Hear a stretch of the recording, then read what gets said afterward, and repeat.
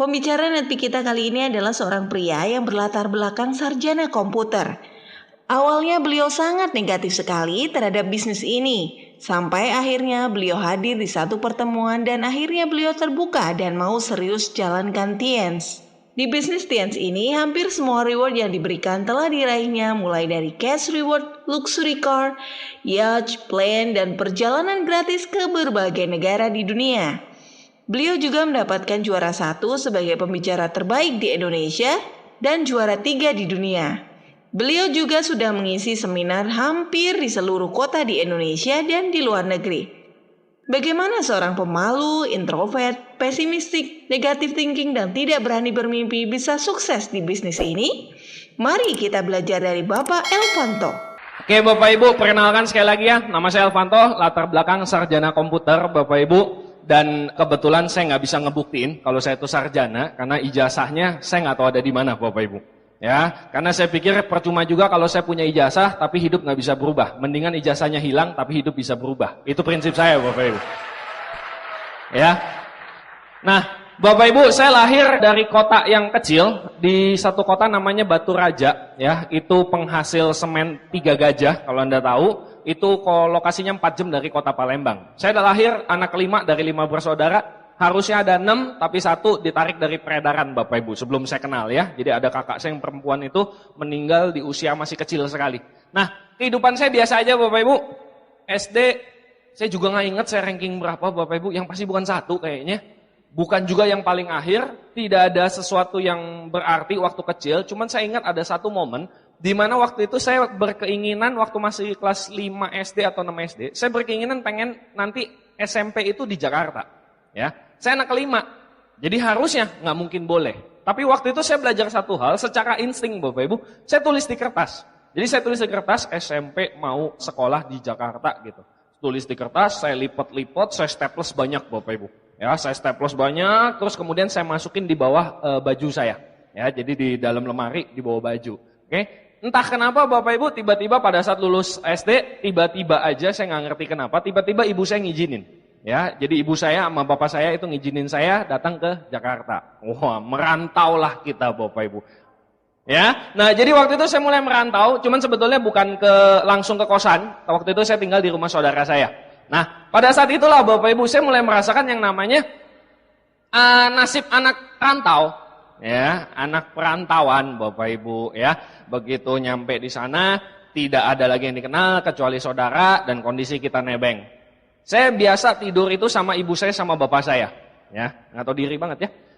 Tidur seperti itu tiba-tiba dalam satu malam saya harus tidur sendirian di satu kamar sendirian. Jujur saya merasa takut waktu itu. Jadi saya setel tip, saya setel lagunya kalau tidak salah dulu itu Jason Donovan. Ya, kalau zaman-zaman angkatan saya tuh pasti tahu ya Jason Donovan gitu. Saya setel pelan Bapak Ibu supaya ada suara aja. Oke. Tiba-tiba lagi sudah mau ketiduran, ada orang masuk, pret. Matiin tipnya, pret sampai balik badan, listrik mahal. Wow, gila nggak Bapak Ibu? Ya, baru SMP, baru merantau, lagi pengen denger begitu karena merasa kesepian, karena terbiasa tidur dengan orang tua, tiba-tiba hanya dimatiin, nggak banyak ngomong, cuman itu aja. Kalau mau tidur matiin, listrik mahal. Keluar Bapak Ibu. Wah, waduh di situ saya berpikir Pak, tinggal sama orang itu nggak enak sekali. Paling enak itu tinggal rumah sendiri. Nah di situ saya ngambil pelajaran Bapak Ibu. Ya, kok sampai sebegitunya sih gitu. Ya, cuman apa mau dikata Bapak Ibu, kita tinggal di dunia nyata apa dunia impian? Dunia nyata dan hidup itu keras Jenderal. Ya, kalau prinsip saya Bapak Ibu sebagai anak perantau sederhana Pak. Ya, buat anak perantau itu sederhana sekali. Kalau pemadam kebakaran punya prinsip pantang pulang sebelum padam, kalau saya pantang pulang sebelum sukses Bapak Ibu. Itu aja sebetulnya. Ya. Nah, saya akan ngasih lihat sekilas Bapak Ibu. Oke, nah ini foto keluarga saya Bapak Ibu. Ya, dari kecil sudah kelihatan aura suksesnya belum, Pak? Nah, belum lah ya. Ya nggak ada Bapak Ibu yang namanya dari kecil gue udah lihat lu bisa sukses kayaknya. Oh, itu orang pasti pembohong besar Bapak Ibu. Ya nggak ada tuh yang model begitu Bapak Ibu ya. Jadi nggak ada yang namanya begitu lahir sudah takdirnya sukses itu nggak ada Bapak Ibu. Kalau ada orang yang mengatakan kepada kita yang namanya hidup itu sudah ada jalannya masing-masing. Nggak perlu terlalu ngoyo. Kalau dia sukses, memang sudah takdirnya sukses. Kalau dia gagal, memang takdirnya gagal. Pahit amat. Kebayang Bapak Ibu, brojol dari maknya, dicap sama Tuhan, miskin. Berikutnya, kaya. Berikutnya, miskin. Wah gila, sadis sekali Bapak Ibu. Nggak ada yang model begitu terlahir kita nggak bisa milih siapa orang tua kita nggak bisa milih dengan keadaan finansial seperti apa waktu kita lahir. Tapi waktu kita meninggal itu pilihan kita Pak. Kita meninggal dalam kondisi kemiskinan atau kita meninggal dalam kondisi menjadi berkat buat orang lain. Ini zaman SMP. Anda bisa tahu dong yang mana saya. Anda bisa bedain nggak antara anak orang kaya mana orang miskin? Hah? Yang mana Bapak Ibu? Ya, ini saya Bapak Ibu. Ya, saya masuk di SMP yang lumayan bonafit pada saat itu, istilahnya dipaksa-paksain lah, ya biayanya dipaksa-paksain untuk bisa masuk sampai ke sekolah yang lumayan. Alhasil Bapak Ibu, waktu saya SD, uang jajan saya sehari itu 100 perak. Ya, begitu SMP dikasih 1000 sehari. Wow, saya pikir saya orang kaya di dunia nih. Ya kan, dari 100 perak jadi 1000 Pak. Apa nggak lumayan tuh rasanya kan? Begitu masuk sekolah, mulai kenal banyak teman, terus teman saya baru saya tahu seluruh angkatannya saya minimal sehari 20.000. Saya 1000 Pak. Ya, begitu datang ke kantin sekolah, ini 1000 bisa apaan gitu kan? Bakso, nggak boleh sebut merek ya, saya sebut awalnya aja A, belakangnya G. Ya, dia antaranya F. Ya, nah bakso itu 2 biji. Bihun 1 angkatan sumpit habis. Malak temen dong pastinya, ya kan, minta temen. Jadi itu kehidupan saya Bapak Ibu. Jadi di situ saya mikir gila nggak enak banget ya. Jadi anak orang miskin. Kayaknya teman-teman kok kayaknya duitnya kagak ada serinya gitu Bapak Ibu. Ya pedih juga. Tapi orang tua saya nggak salah. Tapi satu Bapak Ibu, saya cuma bertekad anak saya nggak boleh ngalamin seperti ini, nggak boleh sama sekali. Ya. Jadi pada saat itu terjadi seperti itu, terus saya mikir, kalau 1000 tiap hari saya buat jajan, malam minggunya gimana? Kan kita gaul.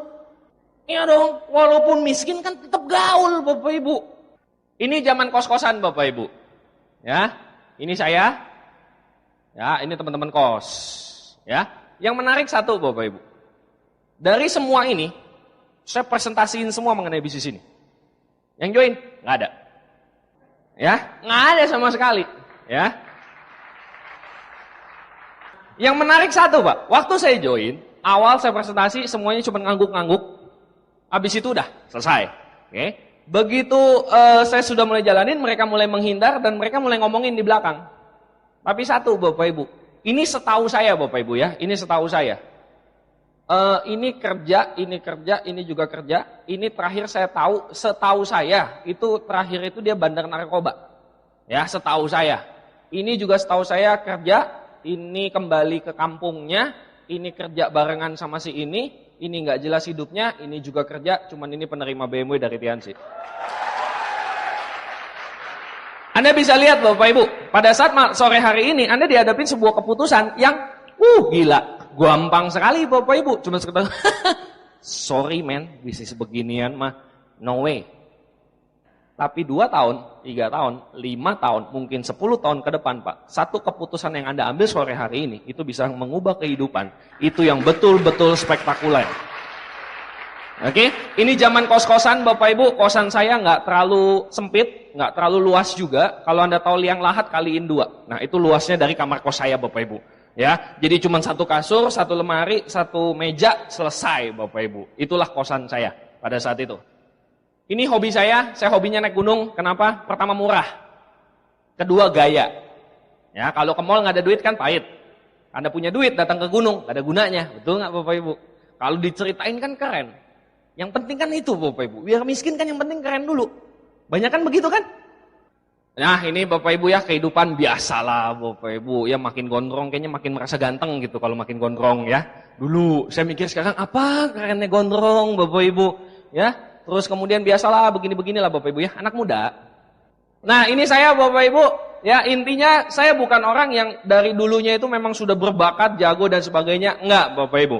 Saya cuma sekedar anak dari kampung Bapak Ibu dan pengen jadi orang kaya. Itu aja impian saya. Kenapa? Karena saya pikir betul uang itu tidak menyelesaikan semua masalah. Anda sepakat nggak?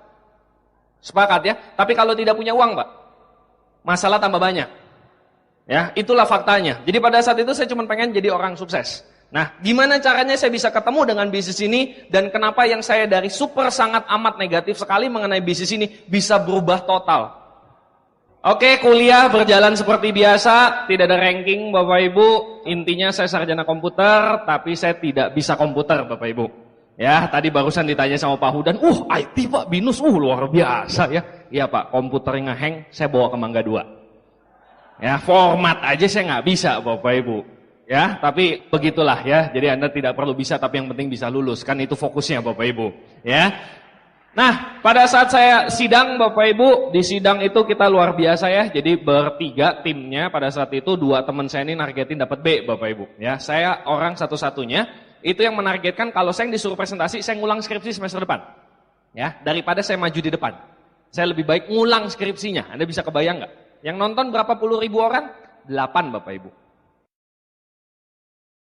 8 orang yang nonton. Saya nggak berani ngomong di depan. Betul-betul nggak berani. Jangan lihat sekarang, Pak. Ini akibat didikan unicorn. Ya, ini brojolan unicorn, Pak. Ya, kalau dulu nggak bisa sama sekali, Bapak Ibu. Ya, akhirnya lulus, Bapak Ibu. Wah, itu saya telepon papa saya. Pak, lulus. Itu meneteskan air mata, Bapak Ibu. Beneran lulus, gitu. Bapak saya bilang, oh baguslah. Cepet amat Bapak Ibu ya. Ini saya berjuang dari SD, SMP, SMA sampai kuliah loh. Ya, ngomong lulus gitu, apa kek gitu ya. Balasannya cuma, oh ya udah, baguslah. Cepet amat gitu ya. Bodo amat lah, yang penting saya sudah freedom. Saya tidak sekolah lagi, saya bertekad 3 bulan gak mau ngapa-ngapain. Ya, udah 16 tahun sekolah, diatur-atur terus, maunya bebas 3 bulan. Hari pertama keluar kamar kos, nanya, mau kemana? Kuliah. Kesian banget, gua dong mau tidur. Wah, bangga Bapak Ibu ya. Oke, hari kedua, nanya kamar sebelah, lu mau ngapain? Pergi kerja. Kasihan banget deh lo kerja. Gua dong tidur, gitu ya. Hari ketiga, nanya teman lagi, mau kemana lu? Kuliah. Dia nanya balik Pak, bedanya. Lu ngapain? Nggak tahu juga sih gue mau ngapain, gitu ya. Nah jadi hari ketiga Pak, targetnya kan 3 bulan bebas. Hari ketiga stres. Kuliah? Enggak, udah lulus. Kerja? Enggak. Terus apa dong? Nah itu dia. Ya, kalimat mengerikan itu Pak, pengangguran dong judulnya. Nah di situ saya bingung Bapak Ibu. Ya, mau nyari kerja kebetulan IP saya lumayan. Ya, IPK saya itu 4 kurang Pak. Ya, 4 kurang 1,5. Ya, banyak gitu ya. Ya, jadi 4 kurang 1,5 gitu Bapak Ibu. Jadi kalau mau nyari kerja ya sulit lah. Ya, jadi kalau mau nyari di koran Kompas gitu udah lupain aja. Nggak usah dibuka daripada sakit hati. Ya, jadinya apa yang saya cari itu waktu itu pos kota. Anda tahu ya kalau di Jakarta pos kota itu kalau Surabaya apa ya? Sekelasnya pos kota itu ya.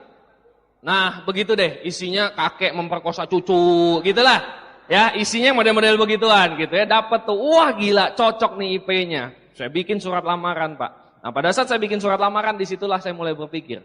Saya cuma berpikir satu pada saat itu. Kalau saya kerja, saya kapan kayanya? Itu aja. Karena tempat saya ngelamar, ruko. Saya mikir, yang punya aja baru sanggup beli ruko. Yang punya loh Pak. Gimana saya yang kerja sama dia? Kebayang ya, saya kerja sama orang. Harusnya penghasilan gedean dia apa gedean saya? Gedean bos dong, jelas ya. Nah bosnya baru sanggup beli ruko. Jadi saya mikir, lah saya kapan kayanya kalau begini ceritanya? Nah pada saat itulah Bapak Ibu, kakak saya datang menawarkan bisnis ini. Waktu itu saya cuma berpikir ini bisnis tipu-tipuan. Ya, dia jelasin bet, saya nggak dengerin apapun sama sekali dia ngomong apa, terserah dia ngomong, yang penting cepat selesai saya pulang. Pikirnya begitu. Ya, jadi dia jelasin segala macam, saya cuma mikir, nih kok bisa bego begini, gitu ya, join kok bisnis beginian, gitu ya, bulet, tarik, bulet. Gila deh. Nih bisnis gak masuk di akal saya bilang. Mana mungkin lah ada bisnis seperti itu. Logika, ayo leh Bapak Ibu. Kita bicara logika. Kalau beneran, semua orang join dong. Kalau beneran, semua orang join. Lah kalau semua orang join, gak ada orang miskin dong. Terus kok lu masih ada? Bingung ya. Ya, yang berasa, maksudnya gue gitu. Ya. Iya, emang maksud saya begitu. Ya, nah jadi saya berpikir bahwa saya ini jenius gitu. Jadi saya pikir, come on, get real lah. Nggak mungkin ini bisnis beneran. Gitu. Begitu selesai saya bilang, ya nggak mungkin lah bisnis begini ada. Saya bilang, sambil takut-takut gitu ngomongnya kan. Kakak saya bilang, Mang lu pernah join? Belum sih. Kok lu tahu? Katanya. Katanya siapa? Lupa gue juga. Gila nggak Bapak Ibu? Saya sambil ngomong sambil mikir. Kok gue bego banget gitu kayaknya ngejawabnya gitu ya. Join belum pernah. Tapi sok taunya selangit. Tuh. Taunya dari mana? Nggak tahu, lupa siapa yang ngasih tahu Bapak Ibu. Wangsit kayaknya waktu itu. Ya, datang aja wahyu gitu. Set. MLM bohong. Oh iya bener gitu. Ya jadi nggak jelas. Orang presentasi nggak ada yang pernah presentasi saya Bapak Ibu. Multi level marketing, sorry deh, saya nggak bakal mau dipresentasi. Ya, sampai yang satu ini, diktator masalahnya kan. Ya, daripada saya dicincang Bapak Ibu, mendingan saya dengerin aja gitu ya. Sampai akhirnya dia bilang, "Ya udah kalau gitu lu tahu dari mana ini sulit?" Nggak tahu sih. Tapi kan saya nggak punya duit, saya bilang gitu. Kan dunia sudah berubah Bapak Ibu, betul nggak? Anda pernah nggak presentasi orang? Terus dia ngomongnya gini, sorry deh, gue tertarik sih. Cuman ya gue nggak punya duit. Saya kadang mikir gini Pak, muka sama apa yang dinyatain nggak ngecing. Misal, duit gue sih banyak, cocok, betul? Ini nggak ada duit, sorry, gue sih nggak punya duit. Nggak matching Pak, miskin kok bangga, gitu kan bingung sayanya. Ya, jadi orang mah kalau nggak punya duit biasanya gimana normalnya? Gue mau sih, cuman gue nggak punya duit. Cocok Bapak Ibu. Ya, ini gue nggak punya duit. Terus gimana dong? Kok nyolot Bapak Ibu? Pak, gitu kan? Miskin sombong Bapak Ibu. Wih, dunia mana nih kita tinggalin? Ya, jadi pada saat itu saya cuma bilang, saya nggak punya duit. Wah, biasa. Orang multi level, kakak saya bilang. Lo tenang aja, bisnis ini yang penting impian. Mati gak lo? Mau jawab apa lagi Pak? Bisnis ini uang gak penting, yang penting impian. Lo punya gak impian? Mati gak Bapak Ibu? Masa saya bilang saya gak punya impian? Ya, kalau saya bilang gak punya impian kan pilihannya cuma dua, saya bercanda atau saya gila. Mana ada orang gak punya impian Pak? Ya, ada sih, nanti waktu Anda jalanin bisnis ini Anda akan ketemu manusia-manusia aneh seperti itu Pak. Jadi bisa sampai seperti itu. Jadi saya bilang saya nggak punya uang. Nah disitulah kakak saya cuma bilang, ya udah, impian itu yang paling penting di bisnis ini. Sebuah kata yang tabu menurut saya, ya impian. Wah, enak banget lah dengarnya. Ya, cuman dia bilang begitu, saya mau ngomong apa lagi? Saya jadi oke deh, gue join. Gitu aja Bapak Ibu. Nah sampai itu berlanjut sampai saya pada saat ngetik surat lamaran kerja. Di situ saya cuma berpikir. Kalau saya bekerja, saya akan kerja selamanya. Udah pasti kaya belum? Belum tentu. Saya mau ngelamar, Anda tahu nggak? Di surat lamaran saya ketik tuh 1,5. Ngarep ditawar gopek, jadi 1 juta. Saya terima. Saya pikir pagi sore, sejuta. Mendingan saya di Tiansi. Masa iya 30 hari kita prospek orang, nggak ada yang join 2 orang bintang 3. Itu kan nggak masuk di akal menurut saya. Ya, akhirnya disitulah Bapak Ibu ya, kita mulai join, terus kemudian kita jalankan. Wah, cerita mulai seru Bapak Ibu. Saya pikir ini bisnis nyata, ya, cuman kayaknya sulit karena saya nggak bisa ngomong. Kakak saya bilang, lu coba datang OPP dulu. Datang OPP sekali, lihat dulu pertemuannya. Oke lah, diktator Pak masalahnya kan? Dia nggak perlu ngancem, tapi nadanya mengintimidasi. Jadi mau nggak mau gitu, oke lah kita datang. Begitu datang Pak, wah seru. 20-30 orang, kecil ruangannya. Oke, look, saya duduk paling belakang. Nah, saya ngeliat OPP-nya. Oke, mari kita sambut. Wah, kita sambut pembicara. Saat ini sudah berperingkat lumayan tinggi. Ada gitu peringkat lumayan tinggi. Setahu saya 1-8 Silver Lion dan sebagainya kan. Ini peringkatnya lumayan tinggi. Kita sambut ke depan, seret maju dia, seret. Wah, saya udah biasa. Set. Pertemuan macam apa ini? Menganalisa gitu. Saya dari sini kan ngelihat ada beberapa masih begitu kan. Dia mau ngapain terserah lah gitu. Sampai begitu dia jelasin, dulu nggak pakai Infocus Bapak Ibu, dulu pakai whiteboard. Tulis set. Jadi set. Ini apa? Dan Anda tahu nggak yang lebih luar biasanya, yang membuat saya betul-betul merapatkan barisan di belakang. Setiap 5 menit dia melet. Jadi dia ngomong gitu ya. Wah gila Bapak Ibu. Jadi saya nggak perhatiin apa yang dia ngomongin, saya cuma perhatiin matanya. Lu lihat gue hajar langsung nih. Ya, kenapa lekong begitu, gitu kan? Wah, Bapak Ibu, jadi waktu saya datang pertemuan pertama, itu bukan yang ibaratnya, wah luar biasa bisnis ini. Enggak, saya cuma mikir, ada apa dengan kakak saya? Kenapa pertemuannya isinya begitu, gitu kan, saya pikirkan. Nah, sampai Bapak Ibu saya cuma perhatiin dia, pokoknya awas aja kalau sampai ngeliatin nih. Ya, begitu ngeliatin turun panggung, hajar langsung gitu kan. Geli banget saya Bapak Ibu. Ya, jadi begitu dengerin segala macam sampai satu titik saya bosan merhatiinnya. Jadi sampai biasa lah gitu ya, ibaratnya ya sudahlah emang lekong kali gitu. Cuman saya mikir kok bisa dia ngeyakinin orang Bapak Ibu. Yuk kita sama-sama bayangin. Saya punya bisnis bagus loh. Ya. Jadi kalau kamu join ke AQ, yuk mari kita bisa dapat BMW loh. Dia bisa ngejoinin orang Bapak Ibu. Ya, saya kan mikir dong, jantan begini, walaupun nggak bisa ngomong, tapi masa sih kalah sama yang begituan, Bapak Ibu? Ya, sama yang melambai gitu kan, wah nggak bisa dong. Ya, jadi begitu saya ngeliat cara kerjanya, 7 langkah. Yang pertama butuhnya apa bisnis ini? Impian punya, saya mau kaya kok. Yang kedua daftar nama. Waktu itu jujur Bapak Ibu, saya punya handphone 5110, Anda tahu ya? Nokia handphone sejuta umat. Multifungsi itu bisa telepon, bisa SMS, kalau ada maling sambit. Ya, banyak banget lah. Ya, di situ phone book saya itu cuma ada 20 nomor. 10 saudara saya, 5 teman baik saya, 5 teman kuliah tempat titip absen kalau kuliahnya pagi. Jadi tiap semester ganti itu nama 5-nya itu Bapak Ibu. Ya, kalau ada orang mau ngasih saya nomor telepon, biasanya di depan dia saya save. Begitu balik badan saya hapus. Kenapa? Takut ngehang. Saya pikir kebanyakan memorinya nanti handphonenya ngehang gitu. Ya, jadi tak hapus-hapusin itu serius Bapak Ibu. Dengan kondisi daftar nama seperti itu. Cuman saya waktu itu nggak tahu kenapa. Mungkin bodoh, tapi kan nggak idiot lah saya ya. Ibaratnya saya cuma mikir, disuruh punya daftar nama. Saya punya. Apakah ditulis daftar nama harus banyak gitu? Enggak kan? Yang penting punya, betul nggak? Saya pikir saya punya. Setelah itu apa? Ngundang, ada buku, ada kaset, ada CD, tinggal nyontek. Nggak usah nanya lah kalau nyontek ya. Ya, udah jagoannya lah Bapak Ibu. Nah, cerita berlanjut Bapak Ibu. Presentasi, waktu itu saya cuma pikir, ya kalau cuma baca yang ada di sana saya juga bisa. Habis itu follow up, ngajarin cara ngundang pakai produk. Saya bisa nelen kok. Ya, saya cuma mikir sederhana-sederhana aja Bapak Ibu. Maklum, otaknya jarang dipakai. Ya, habis itu apa? Pakai alat bantu. Ya, judulnya sudah alat apa? Bantu. Kalau kita pakai, terbantu. Kalau nggak pakai, ya udah gitu aja kan? Ya udah, begitu saya lihat, kayaknya bisa nih. Ya udah dah. Tak cobain gitu. Wah, pengalaman pertama Bapak Ibu. Pulang dari pertemuan semangatnya 45. Ya, 45 hari maksudnya. Siapin semua dari kamar kos nih. Set. Oke, target pertama teman di depan kamar saya. Sempit banget. Kalau 2 orang papasan begitu pasti tubrukan. Jadi cuma 1 langkah, 2 langkah sudah masuk ke kamarnya yang di seberang. Oke, saya udah siapin. Set. Saya buka pintu. Bret.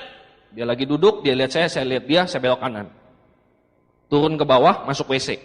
Terus saya mikir, kenapa gue gak berani ya? Serius Bapak Ibu, itu kejadian. Ya, saya cuma mikir aja, kok gak berani? Timbang cuma ngomong doang. Ya, kalau bahasa Jakartanya tuh ngemeng Bapak Ibu. Ya, cuma ngemeng. Gak mungkin kena hajar juga kan? Saya pikir gak bisa nih, ini harus. Oke, naik tangga, seret. Saya ngeliat dia ngeliat saya masuk ke kamar, saya kunci pintunya. Jebret gitu. Saya tiduran di kasur. Wah, kenapa saya kagak berani gitu. Serius Pak, waktu itu aja yang saya pikirin. Kenapa saya gak berani presentasi?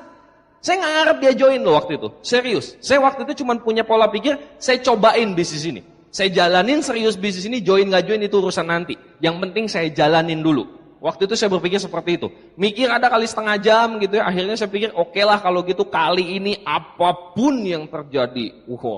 Komitmen sudah keluar Bapak Ibu. Set keluar. Begitu masuk, buka pintu. Pret, yang ngeliat saya ngeliat dia, saya masuk kamar dia. Lu punya waktu 30 menit gak? Punya. Lu diam gua ngomong. Setuju? Setuju. Saya duduk Bapak Ibu. Ya. Kayak tadi lah ya, kayak di video tadi lah, kurang lebihnya seperti itu Bapak Ibu ya. Begitu datang set, tadi saya minta waktu berapa lama? 30 menit. Pret, ini ada bisnis, bagus banget bro. Lu join, cuma 2 juta. Dapat produk, semua penyakit bisa sembuh. pabriknya gede banget dari Cina, ya. Lu dapat orang dapat gopeceng. Cara kerja diajarin, bisa dapat BMW lu. Kalau lu tertarik hubungin gua ya, pulang. 30 detik juga kagak nyampe Bapak Ibu. Ya, begitu selesai yang pertama kali itu, Pak. Di situ saya percaya ada maksud di mana Unicorp meminta kita untuk melakukan presentasi 2 kali per minggu, 8 kali sebulan, ada. Kenapa? Karena sekedar pada saat telur itu sudah pecah. Waktu pertama kali kita sudah nekat-nekatan duluan, maju gitu ya, kita presentasi, sesuatu yang kita takutin kita maju, set, itu plong. Saat itu setelah saya keluar dari kamar itu, Pak, kamar kos saya itu ada sekitar 28 orang.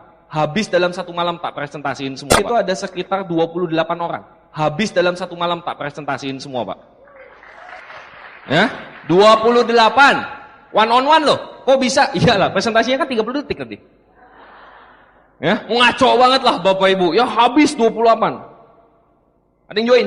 Ya kagak lah Bapak Ibu. Ya, lah presentasinya kayak tadi. Anda bisa kebayang nggak? Ada waktu nggak? Ada. Gua ngomong lu diam ya. Iya, dia pulang. Apaan tadi ya? Gitu paling Bapak Ibu. Ya, saya jamin ya teman kos saya pasti semuanya mikirnya kayak gitu dok. Ya, ibaratnya set. Tadi ada apaan ya? Kayaknya ada yang mau presentasi gitu waktu tadi ya. Kok udah kelar aja gitu. Belum juga pemanasan. Nah itu terjadi Pak. Itu terjadi. Ya, jadi pada saat awal-awal saya menjalankan bisnis ini, itu bukan begitu presentasi langsung hebat, enggak Pak. Babak belur. Ya, ancur-ancuran. Tapi satu Pak, mari kita belajar. Dari orang yang seperti itu, bisa ngomong kayak begini di atas panggung Pak. Itulah bisnis ini. Dan kalau kita mau lihat skop lebih luas lagi Pak, itulah manusia yang sebetulnya. Tidak ada yang tidak bisa dilakukan oleh manusia. Yang membuat dia tidak bisa, itu pikirannya. Sesederhana itu aja Pak. Kebayang nggak kalau zaman dulu, Albert Einstein, Thomas Alva Edison, semuanya berpikiran sama. Masak masih pakai gosok-gosok api, nunggu petir. Mau ngerokok nunggu petir dulu, mana apinya gitu. Anda bisa kebayang nggak Pak? Kalau seorang penemu zaman dulu, itu semuanya tidak berpikir seperti sekarang. Tidak berpikir pada saat mereka berpikir pada saat itu. Kebayang, benda lebih berat daripada burung bisa terbang. Masuk akal nggak? Saya sampai detik ini, nggak masuk di akal saya Pak. Saya punya sebuah cerita. Anda tahu tawon nggak? Gitu. Ya, kalau lagi naik gunung ada tawon lewat, biasanya kita ngomong pahit gitu ya, supaya nggak disengat maksudnya. Anda tahu tawon ya, yang gendut, sayapnya kecil. Nah, Anda tahu, menurut ilmu aerodinamika, tawon nggak bisa terbang. Kenapa? Bebannya terlalu berat, sayapnya kekecilan. Faktanya, tawon terbang nggak? Kenapa? Pak, saya kan bukan tawon. Iya, tahu. Kalau Anda tawon mah bukan hahaha bunyinya. Begitu dong bunyinya. Ya, Anda tahu kenapa tawon bisa terbang? Karena tawon tidak tahu mengenai ilmu aerodinamika.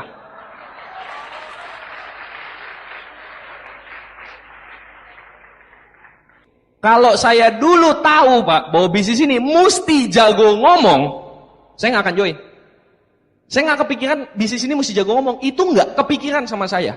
Saya cuma mikir susah. Jago ngomong, nggak kepikiran. Jadi saya nggak tahu kalau mesti jago ngomong, saya nggak tahu. Oke? Nah, kira-kira Bapak Ibu, ada nggak di ruangan ini yang belum bergabung? Saya ambil sembarang contoh.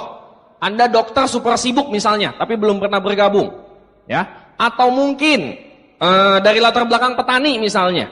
Anda berpikir, Pak, saya ini orang bawah. Saya itu nggak nyampe. Apalah gitu. Tapi Anda bisa lihat gak di depan? Tadi ada petani juga call leader. Ada juga dokter bisa terima mobil BMW-nya. Artinya apa Bapak Ibu? Yang membatasi siapa? Orang itu sendiri Pak. Dia ngomong, Pak, petani gak mungkin. Saya ini petani. Gitu. Dalam hati saya bilang, iya tahu. Banyak pacul di rumah lo.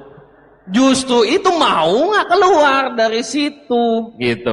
Ya, sampai orang ngelihat bukti Bapak Ibu. Ya, kalau sudah ngelihat bukti masih belum tobat juga, saya nggak ngerti. Kalau manusia ngelihat bukti percaya, itu manusiawi Bapak Ibu.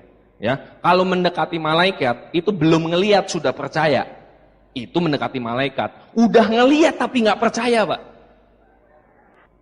Ya, bukti sudah ada, latar belakang apapun sudah ada. Yang saya bingung kenapa ngotot nggak bisa. Gitu Bapak Ibu. Oke, akhirnya pada saat itu sudah Bapak Ibu saya melakukan presentasi dengan ala kadarnya seperti tadi. Ya, seminggu sekali datang OPP. Terus saya bilang, kok dia presentasi lama sekali ya? Kakak saya bilang, bukan dia kelamaan, lu kecepetan. Oh gitu, ya gitu ya. Mau pulang presentasi lagi, lumayan Bapak Ibu, dari 30 detik jadi 3 menit gitu kan. Lumayan, disuruh baca buku, berpikir berjiwa besar. Wah, presentasi jadi 3 jam. 1 buku saya kasih tahu ke dia Bapak Ibu, Anda bisa kebayang nggak? Anda nggak usah ketawa, Anda tanya leader-leader deh, pasti ada yang kayak saya juga. Ya, dari presentasi cepat, habis baca buku, lama banget presentasinya Pak. Jadi sebetulnya, menurut Dale Carnegie, menurut David J. Schwartz, kita itu harus punya impian. Kenapa? Ibarat seperti ini, itu bab 1. Lanjut, bab 2. Wah, bab 3 jam Bapak Ibu. Ya dirangkum sama dia semuanya. Habis itu dia di prospeknya bilang, lu nawarin gua apaan sih? Gue udah punya impian nih, tapi lu nawarin apaan gitu kan? Ya, tapi pokoknya ya seperti itulah Pak, Bu. Ya, jadi kita itu bukan yang ibaratnya gabung terus tersulap langsung jadi orang hebat. Enggak. Semua melewatin proses. Jadi Anda nggak perlu khawatir Pak. Buat Anda yang belum bergabung, ambillah keputusan yang tepat dan Anda tidak sendirian ngalamin apa yang Anda alamin Pak. Kita semua ngelewatin semua. Oke Bapak Ibu, cerita panjang jadi pendek. Intinya saya punya hutang pada saat itu. Maklum Bapak Ibu, anak muda, kartu kreditnya banyak. Wah, kalau di kartun-kartun tuh begitu buka, kartu kredit semua Pak. Ya, jadi gesek, nikmatin barangnya, bayar belakangan. Ya, ternyata neraka itu Bapak Ibu. Ya, saya akhirnya kelilit utang pada saat itu. Saya punya utang sekitar 60 juta di 6 kartu kredit. Lumayan. Ya, lumayan mematikan. Ya, istri pada saat itu sedang kondisi lagi hamil tua dan kontrakan saya pas lagi habis. Jadi kayaknya apa ya? Sempurna lah Bapak Ibu. Ya, kayak sinetron seperti itu ya. Jadi kita ngelihat mati, nih hidup begini ceritanya gitu. Saya cuman pada saat itu berpikir, ini hidup kayak gimana sih sebetulnya? Apa sih yang dicari sama hidup ini? Maunya ngapain sih? Tujuan hidup ini ngapain sih? Ada orang kaya, ada orang miskin. Ada orang yang umur panjang, ada orang umur pendek. Ya, maklum Bapak Ibu, duit nggak ada, utangnya banyak, mikirnya ngalor ngidul. Ya, untungnya dulu saya masih punya iman sedikit. Seginilah, ya. Ada Bapak Ibu. Jadi nggak berani bunuh diri. Tapi serius dulu saya pengen bunuh diri. Karena saya mikir gini, utang banyak, hidup sengsara, buat apa? Makanya saya bingung. Kalau Anda punya teman sengsara, miskin lahir batin, terus dia bilang, dinikmati aja. Buset. Pak, bersyukur boleh, tapi berjuang mah kudu. Atuh, masa miskin disyukuri aja Pak miskin. Ya udah join MLM. Capek Pak, pulang kerja. Emang pulang kerja jam berapa? Jam 5 sore. Nah, sampai malam sampai tidur ngapain? Sinetron tersanjung 1 sampai 7, bentar lagi 70. Itu kan harus ditonton Pak, refreshing. Refreshing nonton sinetron. Sedih amat. Ya, refreshing tuh ke luar negeri. Ke Korea, Jepang, Ethiopia. Refreshing Bapak Ibu, refreshing di rumah nonton sinetron. Tersanjung 1 sampai 7. Tak lagi 7,5 keluar. Sinetron yang terbaru, Tersungging Bapak Ibu. Ya, ditonton juga, buset deh Bapak Ibu. Ya, jadi kebanyakan orang itu cuma sekedar apa ya? Mencari alibi aja Bapak Ibu. Hanya sekedar mencari alibi. Saya di kondisi seperti itu sempat berpikir pengen mati rasanya gitu. Karena saya pikir satu aja, kita di dunia ini cuma numpang. Cuma numpang aja, cuma lewat. Set. Nah, ujiannya di sini. Dan ini pandangan saya Pak. Ya, Anda tidak perlu punya pandangan yang sama. Anda tidak harus punya pandangan yang sama. Tapi pandangan saya seperti ini. Kalau di bumi ini aja, Anda nggak bisa berhasil. Anda nggak bisa bantu orang lain untuk menjadi sukses atau menjadi orang yang baik. Itu sudah pasti alamatnya neraka. Karena ujiannya itu ya di sini. Di sini aja Anda sudah nyusahin. Duit nggak punya. Anak mau sekolah, ngutang, betul nggak? Yang namanya ngutang, Yang diutangin berasa enak gak? Kan gak punya duit nih. Contoh, tetangganya gak punya duit. Datang-datang, kuculuk-kuculuk, pakai nangis. Anak saya mau sekolah, Om. Pinjem uang, gitu. Anda gak tega ngasih. Sebetulnya, nyaman gak sih ngasih begituan? Enak gak sih sebetulnya? Terancam gak balik ini. Nyusahin gak menurut Anda dalam hati ngomong nih orang nyusahin gak? Jujur aja Bapak Ibu. Nyusahin. Yang namanya kita nyusahin orang, dosa apa pahala? Jadi kalau kita gak punya duit, hidup kita susah mulu, nyusahin orang mulu, itu alamatnya mana? Ah, itu tadi sudah. Itu pandangan saya Bapak Ibu. Ya, jadi saya merasa Bapak Ibu, kayak sekarang contohnya, saya ngomong seperti ini, Pak Bu, ini sebagian besar, bukan sebagian besar, ya 99,99999%, ini bukan jaringan saya. Anda join, saya nggak dapat uang Pak, nggak dapat. Tapi kalau Anda join, Anda berhasil Pak, minimal 1, saya yakin. Anda ngomong, makasih loh buat Pak Elvanto, semoga Tuhan membalas semuanya. Itu aja Pak yang saya cari Pak, pahalanya itu aja yang saya cari. Dan di bisnis ini dipaksa untuk seperti itu, oke? Ceritanya terlalu melenceng tadi Pak ya. Intinya saya ngutang, ya, saya punya banyak sekali hutang, hidup terpuruk, dan di kondisi waktu itu saya harus memilih, nerusin bisnis ini atau tidak. Intinya seperti itu. Dan pada saat itu saya cuma berpikir, saya bentar lagi punya anak.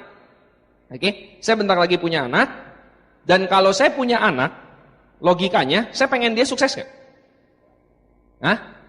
Ya dong, ya kan? Lagu lama kan kalau orang tua bilang gini, kamu harus sukses ya nak ya, jangan kayak bapakmu.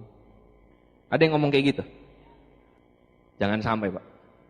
Jangan sampai ngomong seperti itu. Itu menunjukkan seberapa pecundangnya diri kita. Anda bisa kebayang gak? Contoh anak itu siapa? Orang tuanya. Dan orang tuanya sudah ngomong ke anaknya, kamu harus sukses, jangan kayak bapak. Gimana dia bisa sukses? Kita berpikir secara logika Pak. Maka akan terjadi apa? Duplikasi. Dan multiplikasi. Kamu harus sukses ya nak, jangan kayak bapakmu, orang susah. Terus dia, nyontohnya siapa? Bapaknya. Terus gimana caranya dia sukses Pak? Bikinnya mah enak. Aplak 15 menit kelar. Ya, cuman setahu saya Pak, di mana-mana yang penting adalah mendidiknya, bukan membesarkan. Kalau membesarkan di panti asuhan banyak, dan banyak kok anak yang dari bayi di panti asuhan bisa gede. Tapi kalau soal pendidikan, itulah tanggung jawab seorang orang tua yang memang sudah diberikan tanggung jawabnya. Jadi cobalah Bapak Ibu, minimal Pak, kalau kita sudah berjuang habis-habisan dalam hidup ini, dan kita nggak bisa menjadi orang sukses, tapi satu, minimal ada yang dipelajarin oleh anak kita, yaitu apa? Bapak saya pekerja keras, bapak saya orangnya tidak pernah menyerah. Itu yang saya ambil. Minimal itu Pak. Kebayang gak Bapak Ibu? Belum apa-apa. Kamu harus sukses ya nak. Wah lebay. Suruh join Tiansi. Mau susah. Syukuri aja hidup begini. Balik ke rumah. Nah kamu harus sukses ya. Begitu ketemu kita, udah kalau emang miskin mah miskin aja. Lo harus sukses lo nak ya. Anda bisa kebayang gak Bapak Ibu? Ya, buat saya itu kata-kata yang paling gak boleh ada Pak. Gak boleh ada itu kata-kata di dalam keluarga saya. Gak boleh. Kalau ini anak harus sukses, yang seharusnya sukses nomor 1 duluan siapa? Bapaknya. Karena bapaknya ini yang akan jadi contoh. Sehingga suatu saat, waktu anak saya nanti pada saat perjuangannya dia menuju sukses, dan dia mengalami kendala, dia bisa nanyanya ke saya dan saya bilang, Bapak pernah ngelewatin itu semua. Kalau Bapak bisa, kamu juga pasti akan bisa. Ya, jadi pada saat itu Bapak Ibu, saya berpikir bahwa nggak mungkin saya ngomong, saya nyerah di bisnis ini, tapi saya mau punya anak, pengennya anak saya berhasil, nggak mungkin. Jadi pada saat itu saya ngambil komitmen Bapak Ibu. Ya, pada saat itu sebetulnya saya sudah pengen pulang kampung, lanjutin usaha bapak saya. Tapi pada saat itu saya akhirnya ngambil keputusan saya mau perjuangin lagi bisnis ini. Apapun yang terjadi, inilah hidup saya. Inilah masa depan saya. Inilah bagaimana cara saya untuk mendidik anak saya. Oke? Di saat itu Bapak Ibu saya membuat sebuah komitmen. Dan inilah komitmen pertama saya, inilah titik balik hidup saya Bapak Ibu, ya. Komitmen dimulai Bapak Ibu. Saya tulis di jidat istri saya 40 juta pada saat dia lagi tidur. Ini kondisi lagi terpuruk pada saat itu, Pak. Betul-betul terpuruk sekali, ya. Jujur saya nggak yakin bisa sukses di Tiansi. Jujur pada saat itu enggak.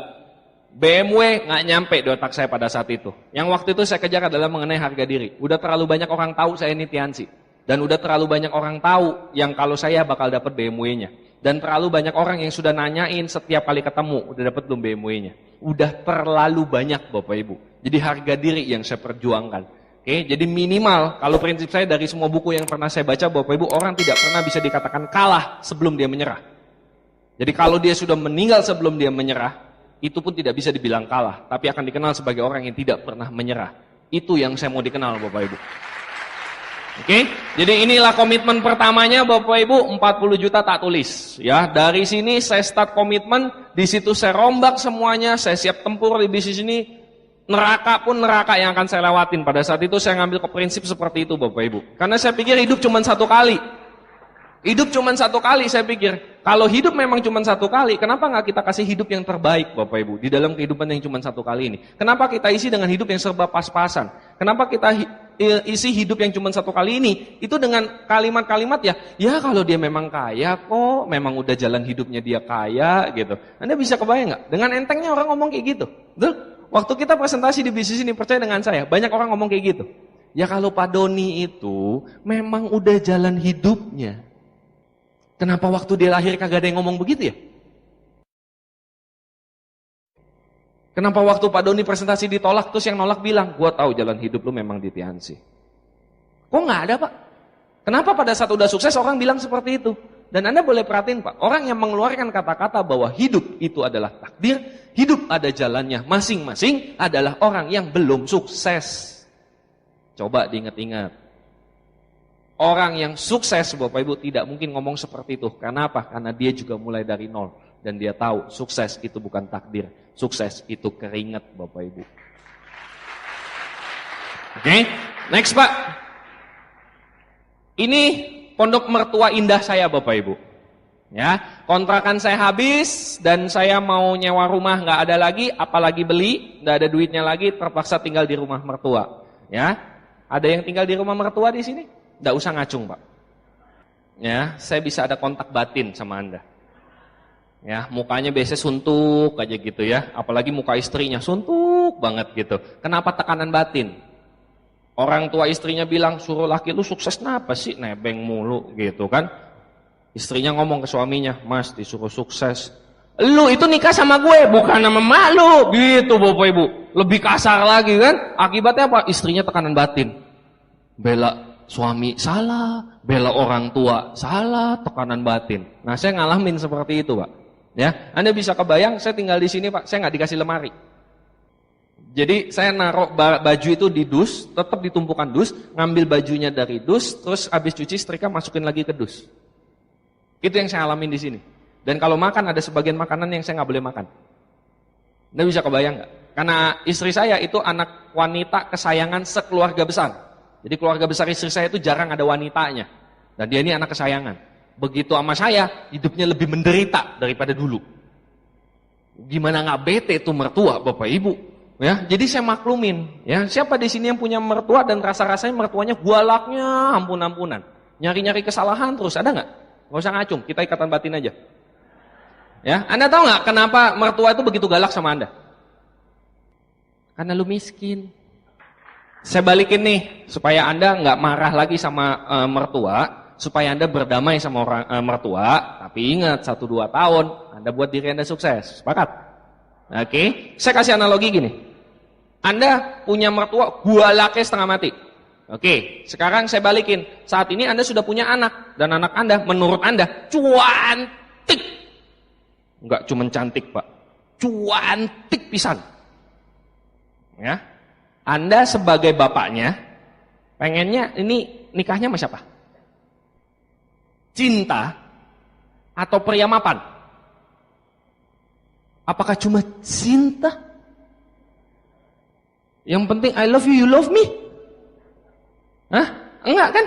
Pasti pria mapan, betul? Tapi kebayang nggak kalau anak Anda ternyata punya pujaan hatinya? Dekil, masa depan nggak ada, jelek lagi, hidup.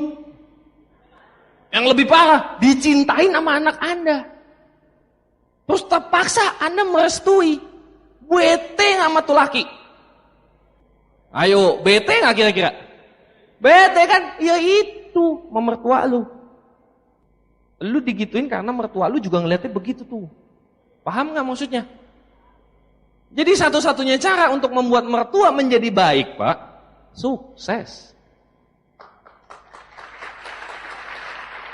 Berani taruhan sama saya, Pak. Anda perjuangin bisnis ini 4 tahun, dapetin mobilnya, dapetnya Mercy atau BMW, datang ke rumah mertua, percaya sama saya.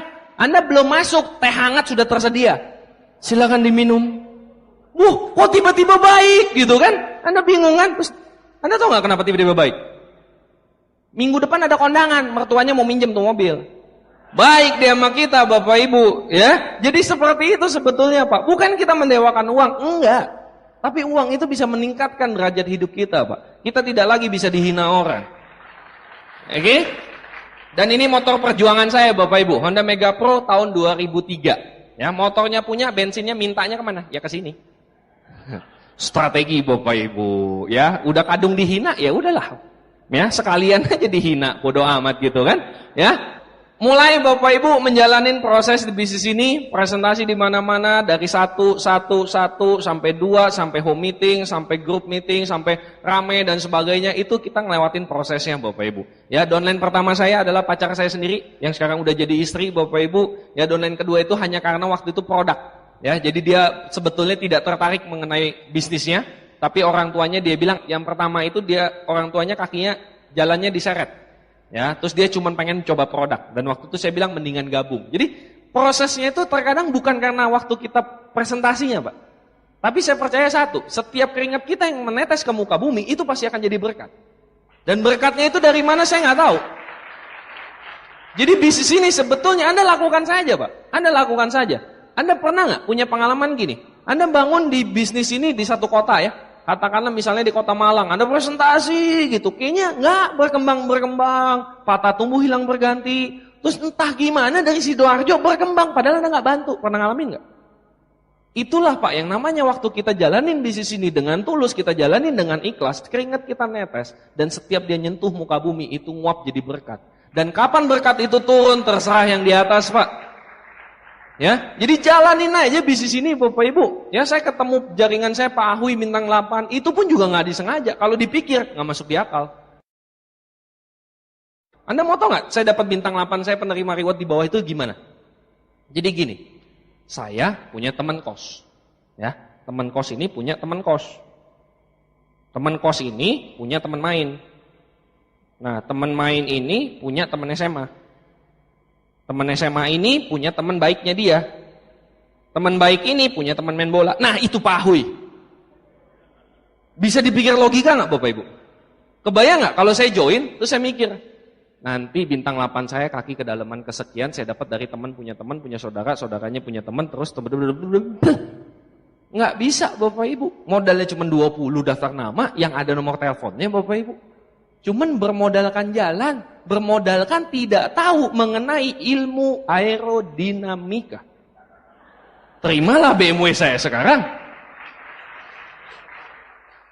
Menjalankan bisnis ini Bapak Ibu, itu ya semua orang ngalamin lah. Yang namanya presentasi ditolak, meeting 5 orang. Begitu selesai sisa 1 yang undang. Sisanya izin pulang semua Bapak Ibu. Ya, pernah ngalamin seperti itu? Saya dari sejak join sampai sekarang Pak kayak gitu. Ya, saya pikir dengan saya dapat BMW lebih gampang ngejoinin orang. Jadi dulu kan wah pokoknya naik Honda Mega Pro pakai jas hujan gitu kan jadi superhero kita kan. Ya, kalau naik motor gitu kan lepek gitu kan. Tergantung jas hujannya lah ya. Kalau hijau Anda jadi Robin Hood gitu kan. Kalau hitam terus lupa didudukin lepek-lepek ngebut kan robek tuh mirip Batman. Wah, kayak begitulah. Ya, dari seperti itu presentasi tetap dicuekin orang. Sampai begitu dapat reward, saya pikir, wah indah nih. Gua naik motor aja presentasi orang join. Gimana bawa BMW? Wah, temen lama-lama diundang. Seret. Sengaja Pak, saya biasanya nyari spotnya itu Dunkin Donut. Karena Dunkin Donut biasanya di hook dan kaca semua. Depannya tempat parkir kan? Sengaja, kalau nggak ada tempat parkir di situ saya tungguin. Bilang aja telat. Ya, begitu dapat spotnya, seret, kita duduknya di sini, saya ngebelakangin mobilnya, orang prospek saya itu ngadepin tuh mobilnya. Pede nggak tuh presentasi Bapak Ibu? Pasti, bet. Dia bilang, gila, lu masih diansi? Emang jalan? Wah, nyari mati. Ya kan? Dulu boleh lu gituin. Sekarang, wah, apa bro? Emang masih jalan Tiansi? MLM mulu lu. Ini kuncinya, itu mobil gue. Bah, Bapak Ibu, ya dari yang super negatif jadi super positif, Bapak Ibu. Betul-betul positif. Dan itu terakhir kali saya bisa hubungin dia. Besok hilang Bapak Ibu, SMS gak dibalas, telepon kagak diangkat Bapak Ibu. Jadi maksudnya apa Bapak Ibu? Cuman bedanya di situ penolakan cuman bedanya di situ penolakan kita tetap sama. Lebih pedih malah Bapak Ibu. Ya, itu kan pakai Pertamax Plus. Dan BMW itu kalau keluar kan pasti ada yang siang bos gitu kan. Kalau motor, Mas jangan parkir di situ. Iya maaf Pak, baik Pak. Gitu kan. Nah, jadi kita ngelewatin proses semua Pak. Ya, inilah ya kurang lebih perjuangan kita Bapak Ibu, tidak ada makan siang gratis. Ya, kita bangun dimanapun ada manusia yang mau memperjuangkan impiannya, kita bantu Bapak Ibu. Ya, kita temenin mereka, kita fight habis-habisan, kita bareng sama mereka turun ke lapangan, kita presentasi sama-sama, kita ditolak sama-sama, dia belum bisa kita ajarin, dia belum bisa kita ajarin, terus kita bimbing Bapak Ibu. Ini proses-prosesnya sampai Bapak Ibu kurang lebih tadi November tahun 2005, next. Tanpa terasa Bapak Ibu, grup yang tadinya kecil, mulai bertambah, terus tanpa sadar di luar kota ada dan sebagainya. Ya, bahkan saya sudah punya jaringan tidak begitu jalan, tapi cuman keren-kerenan aja saya ngomongnya. Saya punya jaringan itu di Botswana Bapak Ibu, di Afrika Selatan. Pernah ke sono? Boro-boro. Tapi kok bisa? Ya itu tadi. Perlu saya ceritain lagi? Teman saya punya teman, ya. Teman saya ini punya teman kos. Nah teman kos ini punya teman geng satu kampungnya dia dulu. Nah teman dia ini punya teman kampus. Teman kampus ini punya sepupu. Sepupu ini punya teman kuliah. Teman kuliahnya punya sepupu. Teman sepupu ini punya teman kuliah lagi. Nah ini Bapak Ibu yang di Malaysia. Gitu. Yang di Malaysia punya teman di orang Botswana. Orang Botswana ya punya maknya di Botswana Bapak Ibu. Joinlah di sana gitu. Ya, bisa dipikir nggak Bapak Ibu? Susah Pak, jalanin aja bisnis ini. Nggak akan kebayang yang seperti itu. Nikmatin saja bisnis ini Pak. Ya, nikmatin aja semuanya, jalanin saja. Oke? Dan yang saya usung Bapak Ibu, bukan uang, tapi perubahan hidup. Saya percaya Bapak Ibu, ada banyak orang mungkin di ruangan ini yang penghasilannya jauh lebih besar daripada saya. Saya percaya itu. Anda para pengusaha pasti punya penghasilan yang jauh lebih besar daripada saya. Tapi yang saya percaya satu Pak, saya lebih menikmati hidup lewat bisnis ini. Saya lebih nikmatin hidup. Ya, saya punya komunitas, saya punya teman di mana-mana yang tidak bisa saling sikut. Mau sikut-sikutan pun nggak bisa Bapak Ibu. Ini bisa kebayang nggak? Ya, Pak Doni punya teman yang saya nggak kenal temannya kan, dia prospek temannya. Nah, saya ngerebutnya gimana? Nggak bisa Bapak Ibu. Ya, jadi yang saya usung adalah perubahan hidup. Saya nggak tahu apa yang menjadi impian Anda. Anda miskin pengen jadi orang kaya, Anda punya utang pengen lunasin, Anda dihina orang, Anda pengen bungkam orang itu. Anda sibuk sekali, Anda pengen punya waktu. Anda sudah capek diomelin sama bos Anda pengen mecat bos Anda Pak. Apapun itu Bapak Ibu. Tapi inilah yang saya usung, sebuah perubahan hidup. Dan semoga apa yang saya alamin, yang sudah saya lewatin perubahan hidup, itu bisa menginspirasi Anda. Dari bulan November tahun 2005, startnya pada saat saya nulis 40 juta di jidat istri saya pada saat dia lagi tidur. Itu start komitmen Bapak Ibu. Dan komitmen hanya ada dua pilihan. 0 atau 1000% Bapak Ibu. Komitmen hanya ada dua pilihan itu. Ini saya berjuang bersama jaringan saya. Beberapa leader Anda tahu ya, inilah prosesnya. Kita ya berdampingan sama buaya-buaya Kalimantan lah Bapak Ibu. Ya, kita menari dengan para buaya lah. Intinya seperti itu. Nah, ini saya foto sama Pak Ahuy, penerima reward dari jaringan saya dari Kalimantan Timur, Bapak Ibu. Dan Anda bisa kebayang nggak? Saya tiba-tiba keinget aja dan kita foto, kurang lebih hampir sama posisinya. Cuman bedanya ini di Pangabe, di Thailand pada saat kita turun dari kapal pesiar. Anda bisa kebayang Bapak Ibu, dulu seperti ini, sekarang bisa seperti ini, dengan kondisi yang sangat mirip. Perubahan. Ini kalau saya jalan-jalan zaman dulu Bapak Ibu, mentok Bandung. Ya, ini di Tangkuban Perahu. Ya, dulu sama pacar saya. Sekarang di Madam Tussauds, di Depik, Hong Kong Bapak Ibu. Ini jalan-jalannya. Ya. Saya orangnya hobi ngumpul. Ya. Saya tuh nggak penting yang namanya fashion atau apa, saya nggak penting. Yang penting itu ngumpul, ketawa ketiwi di sana gitu. Ya, pokoknya hobinya tuh hanya ngumpul-ngumpul aja. Dan dari dulu saya selalu bilang, dari sejak saya bintang 3, bintang 4 Bapak Ibu, nanti gitu.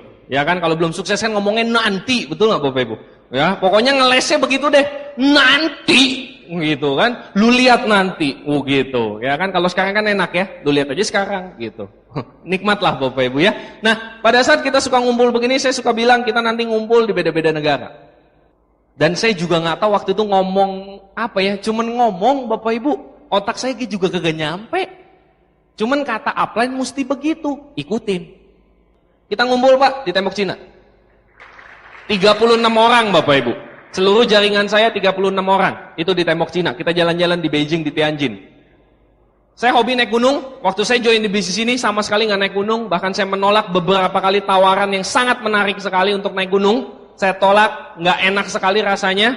Tapi begitu kita nahan sebuah kesenangan, itu ibaratnya kita menginvestasikan, kita mendepositokan Pak. Sehingga suatu saat, next, bunganya lebih tinggi, saya naik gunungnya langsung Gunung Fuji Pak.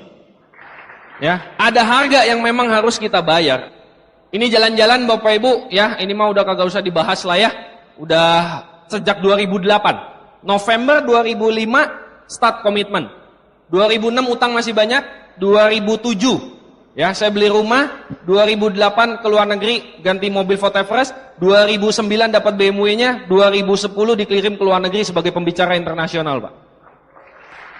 Perubahan yang betul-betul dahsyat kalau menurut saya, hanya dengan bisnis yang modalnya 2-3 juta. Kecil sekali. Ini 2008 di Hong Kong, dari Hong Kong kita extend pergi ke Shenzhen, terus ke Macau juga, Kuala Lumpur 2009, 2009 Singapura next, 2009 Jepang next, 2010 Shanghai. Inilah tragedi anak ketiga saya Bapak Ibu. Ya, tidak ada tujuan sebetulnya. Cuman gimana ya, bulan madu terus Bapak Ibu. Ya. Naik kapal pesiar 3 negara dan ini ngumpul lagi, Pak. Dan di atas benua. Ngumpul sama teman-temannya itu lagi di atas benua. Lagi di atas selat, di atas laut Bapak Ibu. Anda bisa kebayang nggak naik kapal pesiar? Pagi di Indonesia. Sore udah nyampe Singapura. Masuk kapal, merem, melek mata, nyampe Malaysia. Merem lagi, melek lagi, nyampe Thailand. Merem, melek lagi, udah nyampe Singapura lagi. Anda bisa kebayang nggak? Ini naik kapal pesiar, Pak. 3 negara sekaligus. Ini buku impian saya yang orisinal, Bapak Ibu. Saya dulu pengen banget punya mobil ini. Yang waktu itu saya tempel, harganya waktu itu masih 215 jutaan. Waktu saya tempel ini. Oke? Saya jalanin Tianxi, dapatnya mobil Xenia, Bapak Ibu. Lumayan. Oke? Cuman kalau dilihat-lihat, katanya kan kalau misalnya kita nempel buku impian, ada kemungkinan impian yang bisa kita nyampe itu persis sama, betul? Saya pikir-pikir kayaknya nggak cocok lah bawanya Xenia. Ya, next Pak, kita ganti. Dari ini jadi ini. 3 tahun Pak, 3 tahun. Dan sekarang ini. Perubahan hidup Pak. Itu yang mau kita usung. Perubahan hidup. Rumah impian. Jujur rumah impian yang saya tempel ini belum sama sekali.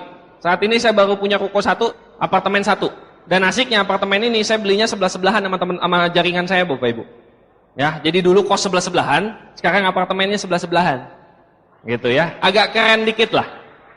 Ini ya, kita barengan belinya sebelah-sebelahan. Saya buat bingkai, ada papa dan mama saya di Tembok Cina. Ya, dan satu lagi papa dan mama saya sukses seminar, dulu namanya ini sukses seminar. Sebetulnya harusnya orang tua saya datang saat ini, seharusnya. Ya, cuman karena mereka lagi kecapean, jadi saya pikir nggak usah dulu. Ya, cuman Anda bisa kebayang nggak? Cuman nulis dan saya tulis I was born to make them proud. Saya terlahir ini buat mereka bangga. Itu tujuan utama seorang anak. Sebelum mereka memejamkan mata untuk selama-lamanya, kita harus buat mereka bangga dulu. Oke? Lewat bisnis ini, Pak. Dari bingkai ini bisa betul-betul muncul foto, Pak. Tembok Cina. Ya, bahkan dapat bonus tambahan, nggak cuma orang tua saya yang saya bawa. Mertua saya juga saya bawa ke Tembok Cina. Sekali lagi Bapak Ibu, Saya banyak menghabiskan uang untuk hal-hal yang seperti ini. Saya nggak nimbun kekayaan, enggak Bapak Ibu. Bahkan untuk makan, jujur, saya orangnya perhitungan. Dalam arti bukannya saya nggak mau bayarin orang atau gimana, enggak. Tapi untuk makanan yang sudah di atas 20.000, 30.000, menurut saya itu mahal. Sampai saat ini Bapak Ibu. Tapi kalau sudah soal bawa orang tua saya jalan-jalan ke luar negeri, udah soal bawa keluarga kecil saya, istri saya, anak saya, untuk jalan-jalan, uang saya itu nggak ada nomor serinya. Karena saya percaya, waktu itu tidak bisa dibeli. Sekarang kita bisa bawa mereka, sekarang kita bisa buat mereka tersenyum. Tapi nanti, belum tentu Bapak Ibu. Belum tentu. Dan untuk itulah saya perjuangkan bisnis ini. Dan ini Bapak Ibu, panggungnya. Panggung yang dimana dinantikan oleh hampir semua distributor Tianxi. Sekali lagi, ini bukan soal BMW-nya. Kalau disuruh milih Pak, lebih nyaman mana Bapak naik mobil Everest atau naik BMW? Jujur, saya lebih milih Everest. Saya lebih hobi mobilnya yang besar-besar. Tapi kepuasan Pak, pada saat selama kita jalanin, orang selalu nanya, udah dapat belum BMW-nya? Udah sukses belum? Kok masih naik motor? Katanya naik BMW. Dan pada saat itu betul-betul dapat Pak. Itulah nikmatnya. Dan saya percaya Pak Luis waktu itu pernah di satu pertemuan besar dikatakan, percaya aja bahwa saat itu akan datang.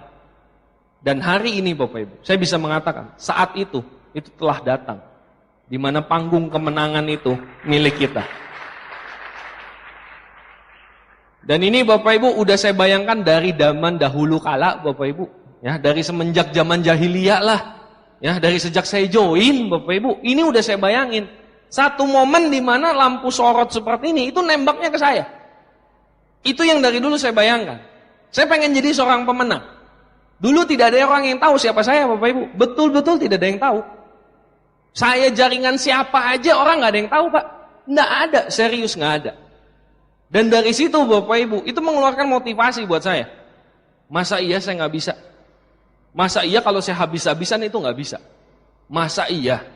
Dan ini yang dari dulu saya bayangkan. Sebuah lampu yang nembak seorang pemenang. Fokus di satu titik satu orang. Dan di situ ada puluhan ribu orang sedang melihat. Siapa ini pemenang yang baru lahir? Dan itu dari dulu udah saya bayangkan Pak. Dan ini bisa jadi kenyataan. Ini saya Bapak Ibu, keluarga saya. Ini pertama kali saya gabung di bisnis ini. Saya foto dengan BMW penerima, saya nggak tahu siapa punya. Pertama kali Bapak Ibu. Dan ini jadi kenyataan. Anda punya foto yang sejenis dan diketawain orang Pak? Gue pikir punya lu. Taunya cuma nempel foto. Pernah Pak? Biarkan mereka tertawa. Karena suatu saat, kalau komitmen Anda betul Pak, mereka akan bungkam, karena Anda akan tampilin foto dengan mobil Anda sendiri. Ini foto dengan Bapak Naga Sugara, waktu itu beliau baru dapat mobilnya, dan saya berpura-pura kalau saya yang dapat. Ya, banyak Pak yang ketawain foto-foto seperti ini. Banyak banget orang di luar sana. Tapi siapa yang akan tertawa terakhir Pak? Kalau itu bisa jadi kenyataan. Saya foto lagi dengan Bapak Naga Sugara, tapi bedanya ini saya yang terima mobilnya Pak. Itu bedanya. Oke? Saya bukan dari siapa-siapa Pak, saya dari nol. Waktu saya terpuruk, orang tua saya juga nggak tahu kalau saya lagi terpuruk. Dia juga nggak tahu. Dan awal saya jalanin itu tidak ada yang mendukung. Orang tua saya itu sangat melarang sekali. Ya, bahkan saya istilahnya itu pernah diomelin betul-betul, suruh mikir total. Dan dia mengatakan, lu sekarang sudah punya anak. Dulu belum punya anak, lu mau jalanin silahkan. Papa nggak ngelarang, tapi sekarang punya anak, tolong pikirin anakmu. Dan waktu itu saya cuma berpikir, iya sekarang saya belum ada hasil. Tapi saya percaya Tianxi pasti akan ngasilin. Saya percaya Tianxi dengan support system Unicorn, itu pasti akan ngasilin. Ini orang lahir cacat Bapak Ibu, hampir cacat semua lah ya, tangan nggak ada dua-duanya, kaki nggak ada, cuma punya satu telapak kaki.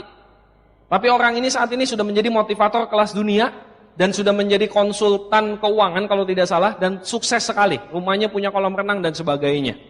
Yang mungkin Bapak Ibu, buat Anda yang selalu merasa nggak bisa. Saya ini orangnya sudah begini Pak. Saya nggak nanya Anda bagaimana Pak, Bu. Saya nanya Anda maunya bagaimana. Anda maunya bagaimana nantinya, itu yang kita tanya. Itu yang bisnis ini tawarkan. Anda maunya seperti apa? Oke? Mungkin video ini bisa menginspirasi Anda.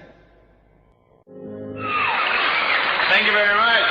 Nice to see you. My name is Nick Vujicic. Senang ketemu dengan Anda. Nama saya Nick Vujicic. But I have my little chicken drumstick. Saya punya telapak kaki ini.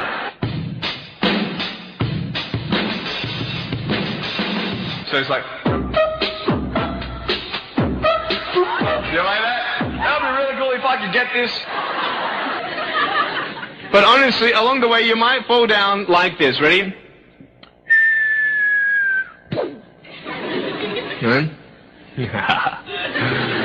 Hello.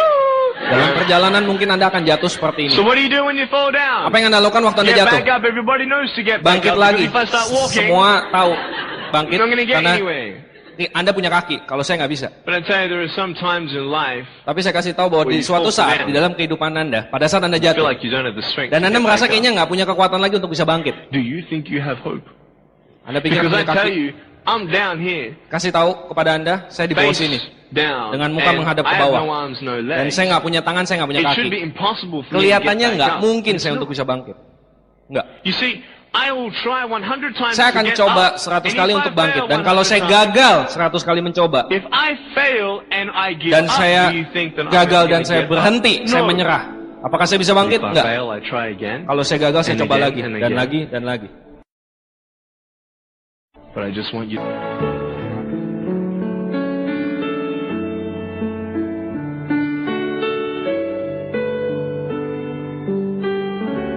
Apakah kita punya keterbatasan seperti ini, Pak? Hanya sekedar pola pikir, hanya sekedar kelihatannya sulit, Bapak Ibu. Tapi ada kenikmatan yang sangat besar sekali di luar sana. Yang pada saat kalau kita jalanin serius bisnis ini, Anda bisa dapetin, Pak.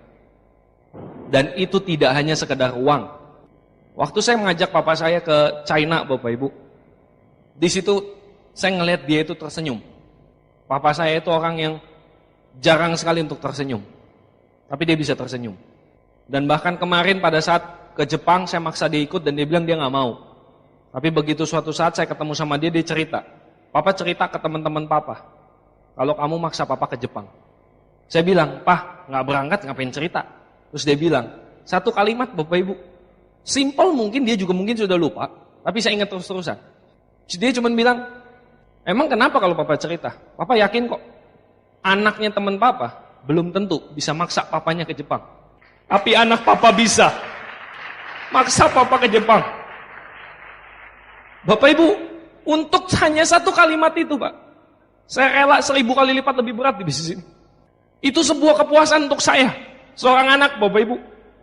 Dan waktu dapat mobilnya, Pak, itu luar biasa, Pak. Itu betul-betul luar biasa. Waktu saya jalanin, ayah saya itu betul-betul melarang. Kalau saya presentasi temennya, begitu selesai presentasi, papa saya pasti bilang ke dia, lu ngapain? Itu tipu-tipuan semua. Tapi pada saat saya udah dapat mobilnya, Pak, di Surabaya, di Jatim Expo, saya ngambil plakatnya, saya berlutut depan papa saya, dan saya kasih di pahanya dia. Saya bilang, BMW-nya beneran, Pak. Ini BMW anak kamu. Itu sebuah kepuasan. Tapi satu hal Bapak Ibu, bisnis ini tidak selamanya akan mulus. Itu yang saya percaya. Akan ada banyak sekali tantangan, Pak. Buat Anda yang baru pertama kali hadir, Anda mungkin merasa nggak bisa bicara, nggak bisa jualan, nggak didukung, nggak punya waktu, dan sebagainya. Bapak Ibu, ini hanya masalah pola pikir. Ini semua bisa dipelajarin, ini semua ada solusinya. Yang penting kita mau, itu yang paling utama, Bapak Ibu. Itu yang paling utama duluan. Dan waktu Anda sudah jalanin bisnis ini, mungkin Anda capek, mungkin Anda lelah, Pak. Dan saya cuma dapat satu pesan dari salah satu leader favorit saya, Bapak Abdi Suardin. Kalau Anda sudah bergabung di bisnis ini, dan Anda sudah berjuang di bisnis ini, pesannya cuma satu, Pak. Jaga, sukses buat Anda semuanya.